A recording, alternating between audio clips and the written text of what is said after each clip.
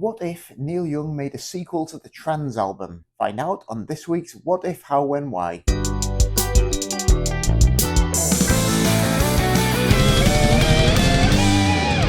Hello, my name's Morgan Brown, and for the last few months I've been making a series of videos that I call What If videos. The idea of these is that every week I take a different popular song and imagine an alternative universe in which a different set of circumstances or a decision that someone's made caused that song to come out completely different from the version that we know and love. I then take the original lead vocal of that song and, using just GarageBand and whatever instruments I have to hand, record my own backing track to it to try and bring that alternative version to life. So this week I took the song Winterlong by Neil Young and I imagined how it might have sounded had he re-recorded it for a theoretical sequel to his 1983 album Trans. So if you haven't had a chance to listen to that yet, here's a little taster.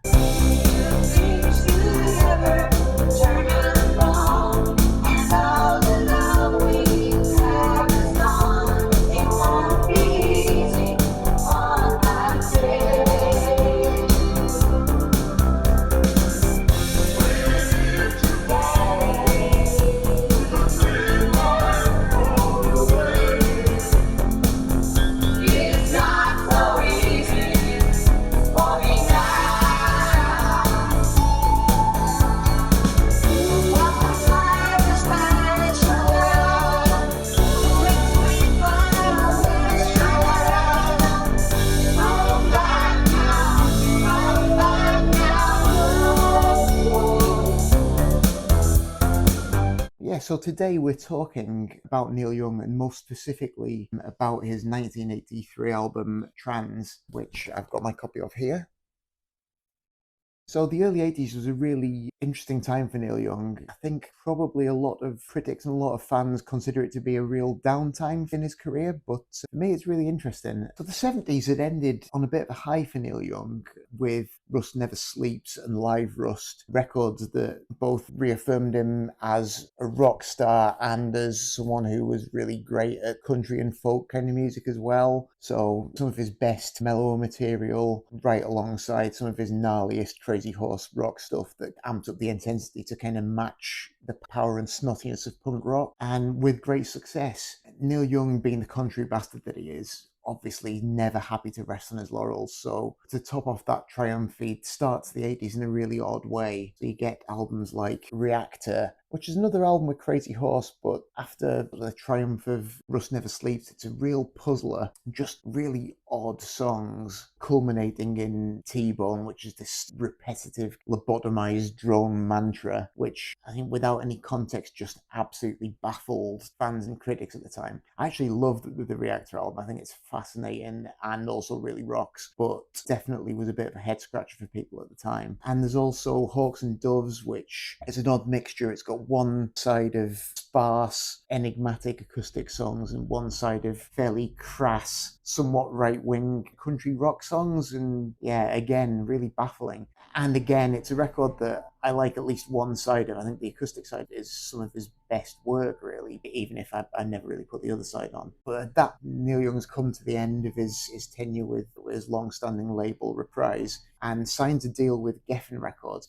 David Geffen, been a long-time executive with, I think, Asylum Records, and has started out his own label into the 80s. And Neil Young's this kind of big money signing who he's hoping is going to be one of his kind of flagship artists. So he's counting on a classic Neil Young record to launch this label. But Neil Young's going in some interesting directions in 81, 82. And one of the things that he's doing is experimenting with new technology. He's been hanging around with Devo for a good few years, going back into the late 70s, which must have had a big influence on him. So he's become very interested in sequencers and vocoders. So he outfits himself with all this new technology and starts working on some radically different music. He's still working with Crazy Horse at this time, but I think starting out with a live band foundation, but then removing more organic elements and replacing with electronics as he goes along. And he started work on that, and then when he made the move to Geffen, shelved it temporarily. So his first thing that he actually submitted to Geffen was an album called Island in the Sun, which is sort of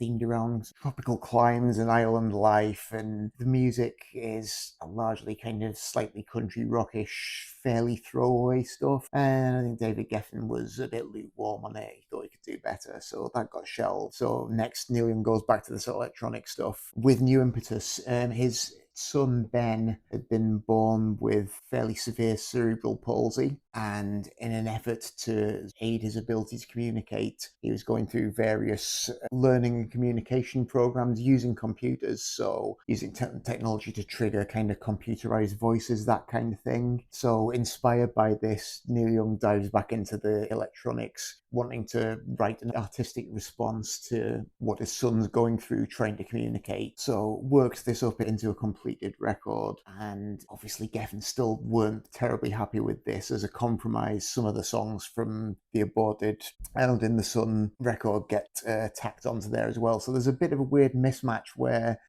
these electronic songs are bookended by these more standard, fairly throwaway country rock songs. So generally, when I talk about the record Trans, I'm just referring to the electronic stuff. That's the stuff that people remember, and rightly so. It's a pretty memorable record, but at the time, very mixed to poor reactions from critics and fans. Really, no one kind of understood what he was getting at. It's very, very different to anything he's done before. There's an obvious Devo influence, there's an obvious Kraftwerk influence as well. It still kind of rocks, but it rocks in a very different way to anything else that Neil Young and Crazy Horse have ever done. So rock fans generally pretty appalled. Critics didn't really know what to make of it. There's a bit of a feeling that it's Neil Young trying to catch up with what's modern and getting it wrong, not really understanding, trying to be current, missing the boat. It was kind of largely written off. There was a tour that accompanied the album as well, which was captured on a video release live in Berlin. Sadly, not much of it appears to be kicking around on the internet, which is a real shame because I'd love to be able to point you at some links, but it was a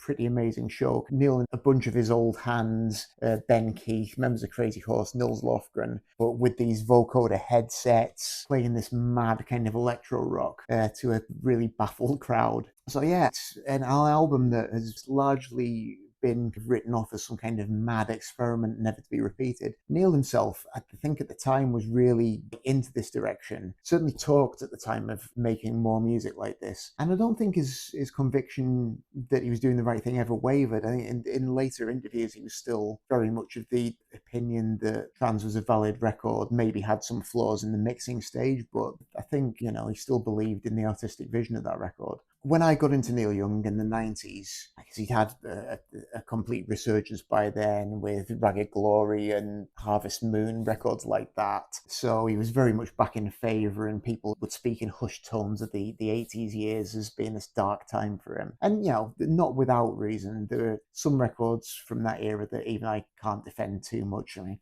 Everybody's Rocking is kind of weird throwback rockabilly record, which was basically just a fuck you to Geffen when they asked for a rock record. And Landing on Water, which is much more actually what Trans was accused of being, which is sort of diving into the worst excesses of 80s production and doesn't stand up very well. But Trans was another one of those records that was just looked on as a failed experiment, not to be revisited. So I managed to pick up my copy really cheap at the time. No one really wanted it. But, I was into all the stuff that the critics did approve of. And I thought, well, it'll be interesting to visit this weird album and just find out why it's so terrible. But I loved it, and I still do. I think it's absolutely amazing. Although, obviously, it's relying on a lot of technology that's now pretty dated. I think it's aged a lot better than many other records from that era, because it's not trying to latch onto trendy production at the time. It's not hit production for 1983. It's just its own self-contained thing. So it kind of sounds like it doesn't belong to any era, really. And the songs are great. Really interesting meditations on man's relation to technology in a way that seems quite prescient, I think. Probably just didn't make much sense in 1983 for a lot of people, when for a lot of folk maybe computers weren't such a central part of life, but now it seems to make total sense to me. And the music really reflects this sort of ambivalent view of the increasing role of technology in human life, with these robotic voices, this kind of alienating sound, and then bits of more human voices breaking through, and this kind of cold, glassy electronic sound, but then with Neil Young's very organic guitar just ripping through the midst of it as well. It's just a great record, which I think has been very unfairly treated for decades and deserves a full reappraisal. So I strongly recommend that if you get the chance, go and give it a listen with an open mind and let me know what you think in the comments. I think it's an absolute corker. But yeah, as I say, no one else thought so at the time, certainly. I know a few people have reappraised it since. So my thought for my alternative universe scenario for this week's song was, okay, the album didn't go down too well in this universe, but somewhere there's a universe where everyone got it immediately and Trans was a massive hit. So Neil Young got the green light to go right ahead and make a sequel. He's got plenty more ideas for where to go with this music, so makes another record like this. One thing that he did on Trans was, as well as writing all these new songs, he revisited Mr. Soul by Buffalo Springfield, one of his first notable hits as a writer, and reworked it into this robotic style. So I thought, in a sequel, maybe he'd do that again. With this being December and I'm going for a bit of a wintry theme, I went to the song Winterlong, which was originally an outtake from the Tonight's the Night sessions, which cropped up first on the Decade compilation. So I figure that he makes this album with this version of Winterlong on. It's another massive success. So then Geffen Records is going, yeah, Neil, this is great. Keep making records like this. But in typical Neil Young style, the moment he's got something successful, he wants to break away from that formula and do something different. So then for his next several records, he delivers things that sound like his classic 70s material and then ends up getting sued by Geffen anyway. So yeah, that's kind of how I envisaged this version of Winterlong coming into existence. I've always loved the song Winterlong. It was originally a bit of a hidden gem in the Neil Young back catalogue and then rose to a bit more prominence when the Pixies covered it as well. Did a beautiful version too, but it's just a really lovely song. And when I started thinking about something to do with it and thought about doing a trans thing, I immediately figured it could end up sounding a bit along the lines of Transformer Man from that album, which again is just a really pretty song that's just then layered up with these synthesizers and robotic voices. And actually, one of the things that probably helped Trans to get a bit of a critical reevaluation in later years was Neil Young revisiting Transformer Man for his MTV Unplugged concert and just doing an acoustic version of that. And people were suddenly like, oh, wow, but this is a beautiful song. And people who like Trans are like, well, yeah, of course it is. It always has been. So I thought I'd try and give Winterlong the Transformer Man approach. So separated out the vocal and synced that up to the grid in GarageBand, sped it up a little bit just to make it a little bit more up-tempo and kind of poppy. I decided to split the vocal over 2 tracks and then I could just treat them differently because on Trans you have various different kind of robotic voices interweaving, so I thought I'd try and create a bit of that effect. Annoyingly, as far as I'm aware, there isn't a vocoder plugin available for GarageBand, but what I tried to do to create a bit of that robotic feel was I used an auto-tune plugin instead, and GarageBand's own, there's a pedal called Robo Flange on the pedal board, which I used as well. So those two things in conjunction, so quite an extreme auto-tune effect. And then I set it differently on these 2 different tracks. So one really emphasizes the higher range frequencies and one emphasizes the lower ones. So it just sounds like 2 different voices.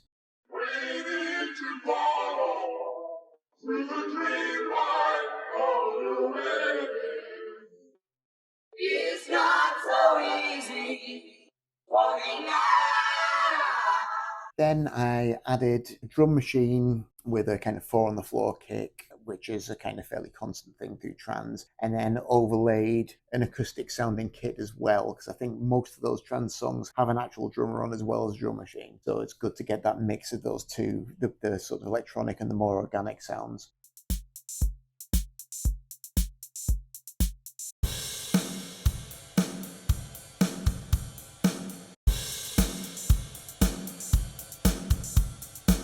Popped a couple of synth pads on, panned left and right, and a synth bass that just hammers away on 8th notes all the way through. And there's a couple of synth leads. There's a softer, more mellow one that carries most of the kind of melodic content. And then I've got another one that's, I think, called something about robot voice, which is a little bit harsher, that pops in halfway through for a bit of a contrast.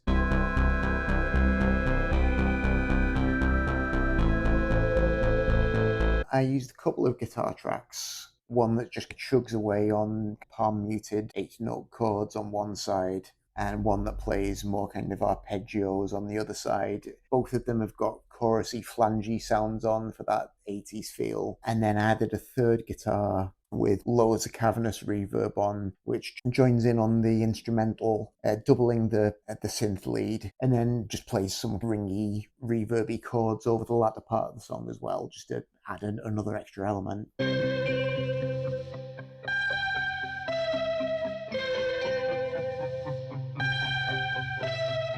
And there wasn't much more to it, really. I didn't want to overload it with too much stuff. Tried adding a few extra bits and it made everything sound cluttered, so I just left it at that. It's a shame I didn't have an actual vocoder, but I still think it has a bit of that robotic pop Transformer Man sort of feel to it. So hopefully it gives you a bit of a feel of the trans album and what I like about it. And then for the video, sadly, as I say, couldn't find much footage from the actual trans tour to use, but did find some good later footage of Neil performing Winterlong, which I co-opted, and then to give it that 80s synthesizer feel, mixed it in with some footage from Human League, early Human League from possibly actually the late 70s, I think, just to get some synth players in there. And just to sort of echo both the wintry setting of the song and to kind of get some of the sort of high-speed cityscape of the trans album cover, I found some really cool time-lapse footage of New York in a snowstorm, so that just kind of crops up there as well. So there's kind of city zipping by as snow falls, which I thought captured a bit of the atmosphere of Winterlong but futuristic that I was aiming for. So yeah, that was my attempt to turn Winterlong into a trans throwback. Hope you enjoyed it. Let me know what you think in the comments. If there's anything else you'd like me to do in coming weeks and months as well, songs you'd like me to take on, any artists you'd like me to take a look at, or any genres you'd like me to have a go at, please do let me know. I'm always open to your suggestions. And we've got another winter song